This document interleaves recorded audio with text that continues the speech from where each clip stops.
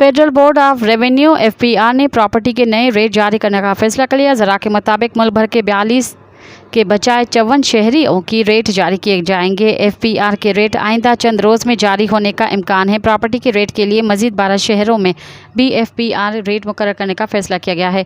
ज़रा FBR का बताना है कि मुख्तलिफ शहरों में जायदादों की कीमतों के असर नो तयन का अमल मुकम्मल कर लिया गया। प्रॉपर्टी की नई वैल्यूएशन मार्केट रेट्स के ज़्यादा करीब होगी। बलूचिस्तान के शहरों में FBR का रेट कम किया जाएगा। कराची, लाहौर, इस्लामाबाद, पेशावर समेत तमाम बड़े शहरों में प्रॉपर्टी के नए रेट्स जारी होंगे। ज़रा का कहना है कि वज़ारत कानून से तौसीक के बाद रवां हफ्ते प्रॉपर्टी के नए वैल्यूएशन टेबल जारी हो सकते हैं।